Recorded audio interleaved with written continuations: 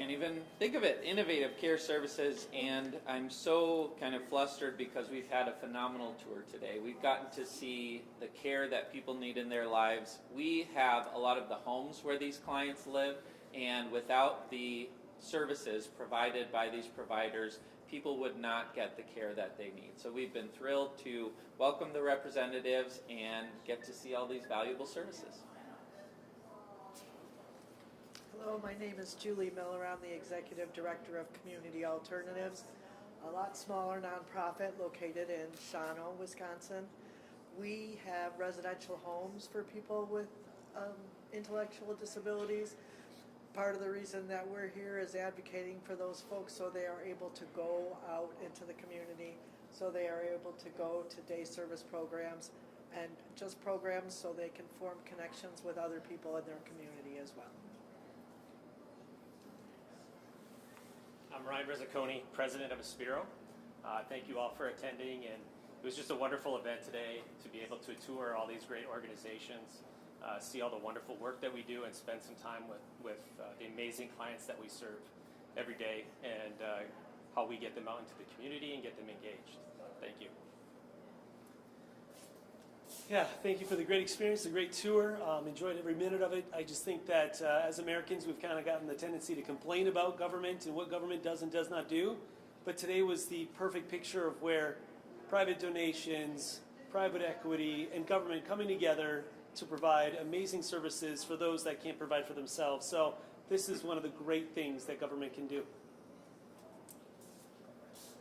Thank you to all those the great organizations here that are serving this community. I noticed one thing in particular as we were doing this tour, and that is what our society is facing in general, where there is a lot of disconnect among community members, among the public at large. And what I'm taking away from this tour is how successful these local nonprofits are being at connecting people with challenges to their community, to individuals. And I think it's a lesson we can take away of how we can all be better connected in our communities. And so that's something I'm going to keep in mind as we're working on legislation down in Madison, that while it is absolutely imperative, the great services that they do here, there's lessons we can take away to try to serve the community at large. And we need to do better at keeping connected with our communities, because that's what makes our community, is being connected with individuals. So thank you all for everything you do, and this has been great. So with that, again, we had a wonderful trip today, but really the purpose of what we're trying to do here today is to create awareness for the great programs that we offer. And I think it's also important to show how nonprofits can work together, because supply and demand is an issue. And what we had talked about today is something that impacts every one of us. So that could be if you know someone with a disability, if you know someone who's going through the aging process, or even importantly, if you're a caregiver. If you're taking care of someone, what it means to have respite services during the daytime so you can continue to work, carry on your daily functions, and just simply have that time that you need, that break that you need to do those essential things worth living. This is also an opportunity for us to show our power of place.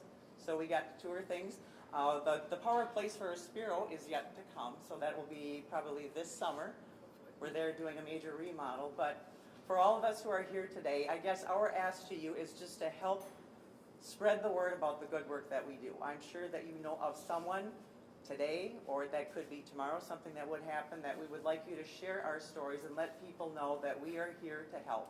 As advocates for people that are looking for purpose, or to find things again, to have that quality of life, everybody deserves that, and that's what we are called upon to do. So with that, if there are other questions, there are other people here too. If the media would like to do individual interviews, we do have some members here, some staff people, if you would like that perspective as well, just ask. So thank you again for coming. Jeannie, can you just talk about the news that you're sounding the alarm? What are the challenges that you're facing moving forward amongst all of the organizations? So I think for all of us, and again, it's about sustainability. And what we foresee is looking into the future, how do we continue to provide quality services to pay our direct care workers a competitive wage to sustain? So we can take a look at what's going on in the community, And there will be increased needs to take care of people, whether it's with a disability or to have people with something that was unexpected, recovering from a stroke or a car accident. And for any one of us, we're all going to age.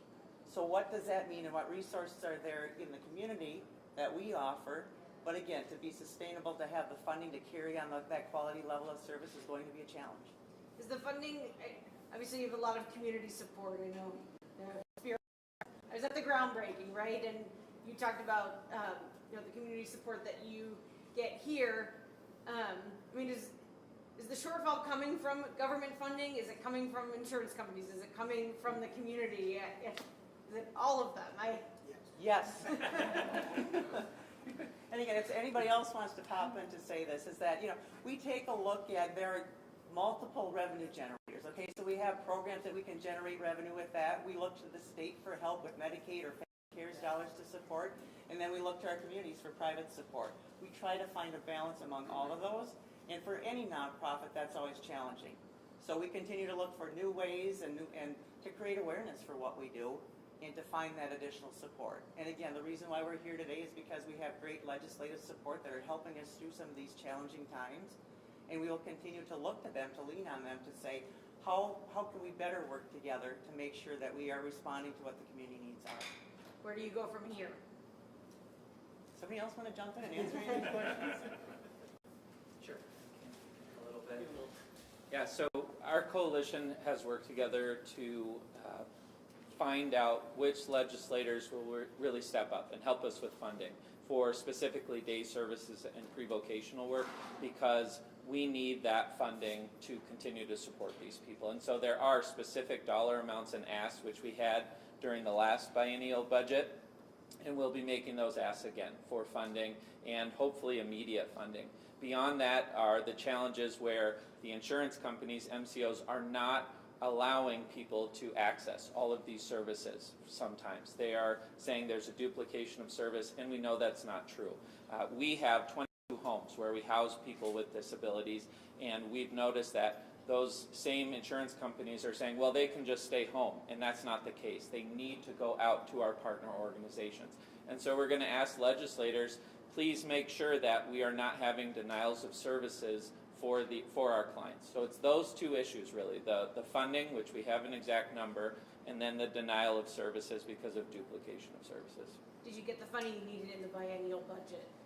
So we got some of the funding that we needed, and we, being people who provide homes 24/7, we would have been in a very challenging situation without that. We still are losing money on that, but not as much, so we can keep people in their homes.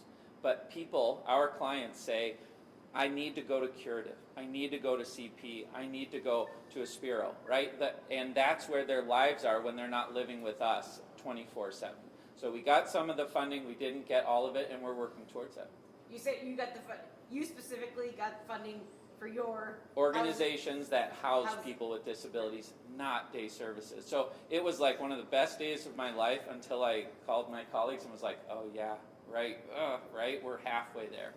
How much of a shortfall is there for day services programs that, like you said, you didn't get the funding? Right, yeah, so we looked at funding from 2023, we compared facts and figures, and essentially we're looking at $12 million in state funding, which then would be, as it is, matched partially by the Fed, but that's our ask right now. And that's just the organizations that are included? Nope, that's statewide. Okay. Yep, statewide. One of our representatives. In the grand scheme of our state budget, it is not a huge ask. We're not on joint finance, right? So we didn't have a final vote.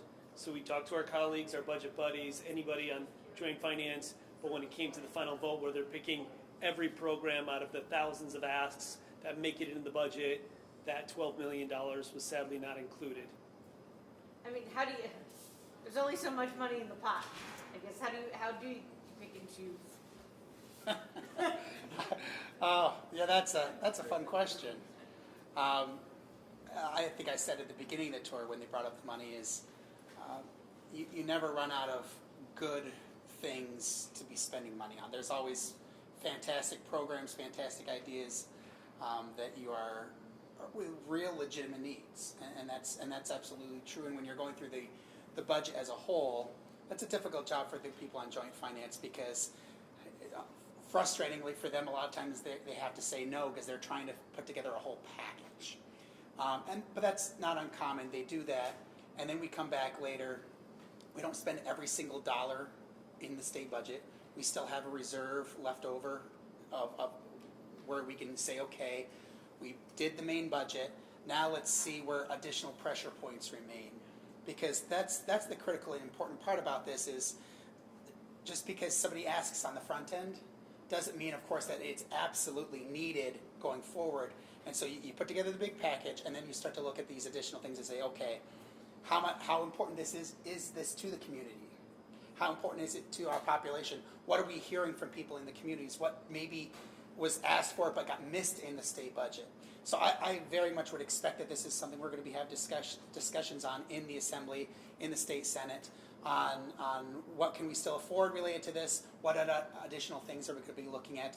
I think the ask here seems to be pretty reasonable, so I think we would probably see some progress on this, but we'll have to have those discussions. We're 2 of 99 and 2 of 132 if you include the Senate there. So, but that's the budget process, and but I feel pretty good that this is something that will probably receive pretty wide support. Are there any day services that are at risk of being cut if you don't receive the funding, or we looked at? That's always, Emily, that's an existing issue all the time. When we take a look at, okay, when we're restrained by funds, that also restrains the programs that we can offer. And we don't want to get to that point where we have waiting lists or we're turning people away that don't have access to services, because that's what we're about.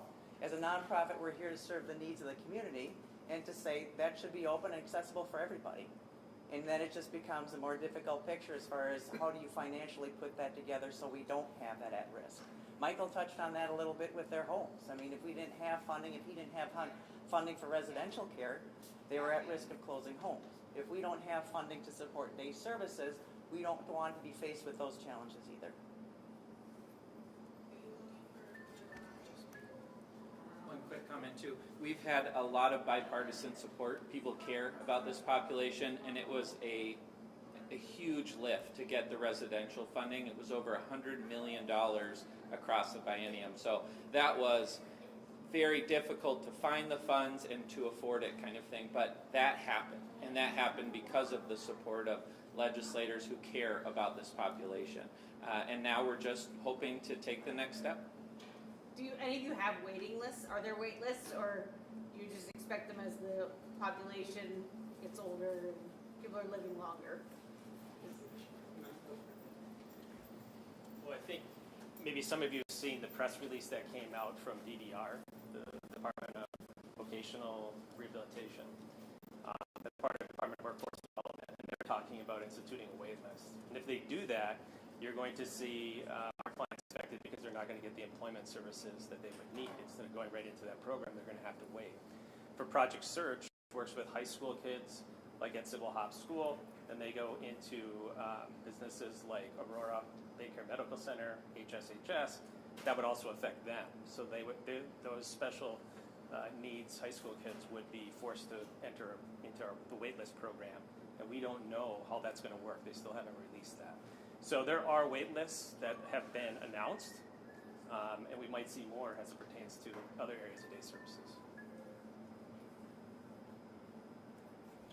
I'm going to add one more point to that too, as far as projecting out to see what's on the horizon for us. And with an aging population, I mean, just in what we're looking at here locally, is the aging population to increase by 105% by the year 2030. So when we take a look at potentially, what we try to do here is to be creative with scheduling. So by program to program, maybe we can reschedule staff to accommodate if that program has a lot of members in it for that day. So we've been very good creatively trying to do that. But we look into the future to say, how long can we continue to do that with shortages in workforce people to find people to work these critically essential jobs? And then the increasing number of folks that are going to rely upon our services, that can be a scary tipping point.